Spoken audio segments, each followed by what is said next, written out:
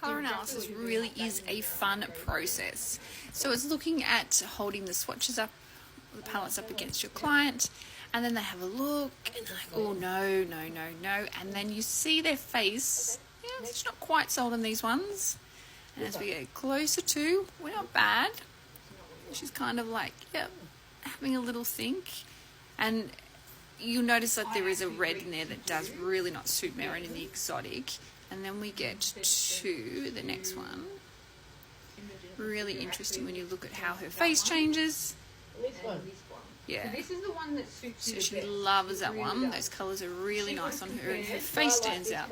So, and she just points to that red, which is something that she said she would wear more often than the other colours.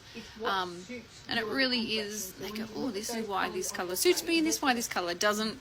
And how she's just noticing there that her chin with those colours, and then we do one more swatch, which really is too bright, and you can just tell straight away that she says no. So it's a great process for you to go through with your client, and then they can sort of say that, you know, these colours are what they already have in their wardrobe or they're drawn to. And for Merrin, that really was the case. She does have a lot of greens in her wardrobe. She loves the army greens or khakis, and these colours just too bright for her. But I thought I'd show her the swatches, which you'll see in a little bit, just in regards to how different they are. So she loves the greens, so she's then showing her all the greens next to her face and how she really sort of I was choosing between like identifies with them. They are something that she does wear. What I'll do is, so that's the one I chose. So nice. They have to be. This is how they give it to you. With this? Yep. I like this. So these are your business cards. Did she not give you these? One of these? No. Okay. So these are. I like that. That's the cool side. Oh, we've got one of these. Yep. But there's heaps in So there. these you can keep in your wallet as well if you don't want to take your whole swatch. I like that. Yeah.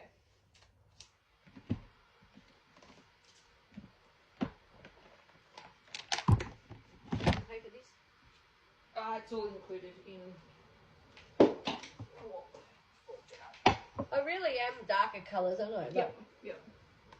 Hmm. And that's probably something just to take note of. Like, you are drawn to certain colours. Like, we kind of know subconsciously like what we're kind of drawn to.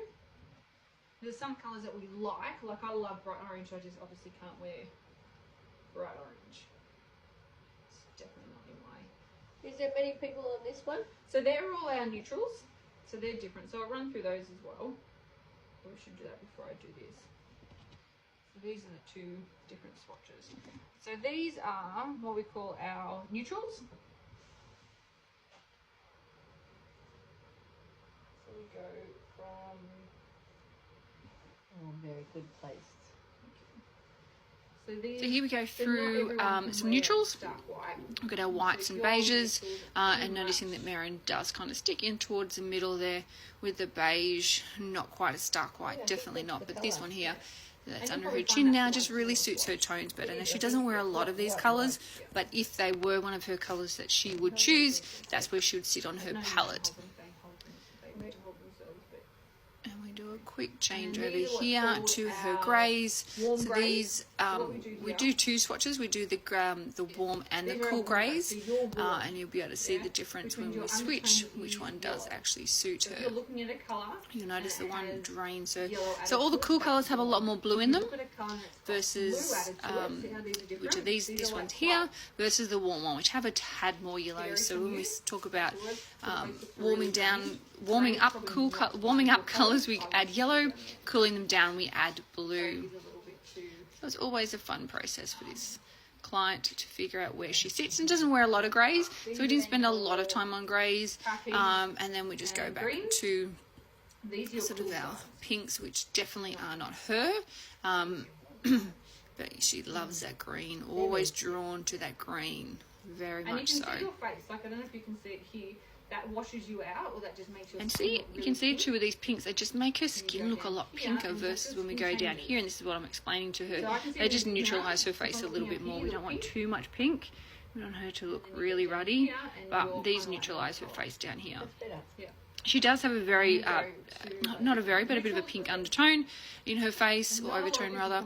So we do see a bit of pink come through when the colours are too pink for her. Cool if you can, as in like your not cool as in classy, but cool as in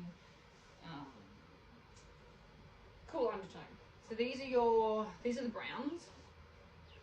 So Going into this our is your browns. cool end. So these are our cool browns on this end. Really don't do a lot Start to see when you do the for different Merrin, but as we head into the warmer ones, much better. Her skin looks better, colours, your brown ends. and she actually likes them a lot better. It's always good just to explain to the client where we sit. You know, we do start with 18 palettes, and then we do halve that by breaking it down into cool and warm. Then we can halve that again if you're too light or too dark. So if we don't have the actual seasonal color analysis that you hear about, the winter, summer, autumn and spring, we do have 18 palettes to choose from, so we can narrow it down a lot more. Again, here with Merrin, she's definitely not the cool blues up here, and in fact there is not much blue about her, and she doesn't wear a lot of blues either, but she does point to this more teal one, which is a lot more softer for her, very much more suited. Definitely not for you, my friend. It's always a great process. It's like when they walk out of here, they've got their swatch and they know exactly what they should be choosing. So here I just grabbed the two swatches I was deciding between, enigmatic and exotic. Exotic is the brighter one. Usually I like to cover up the name here so that she can't see exactly what they are looking at. And just from here we can sort of see which one she suits towards, and we did lean towards the enigmatic, which was a little bit darker. Exotic just had too many brighter colours, which I think if you're looking at the screen is in my right hand, and her actual palette that we chose, my left hand, sorry, the other one we chose gives her correct one.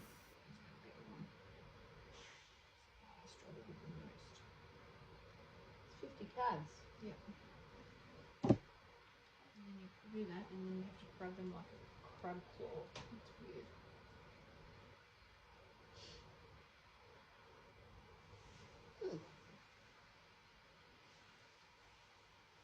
Is there many people like these colours? So I've done my mum online. They're cool. Mum is cool. Kristen's cool.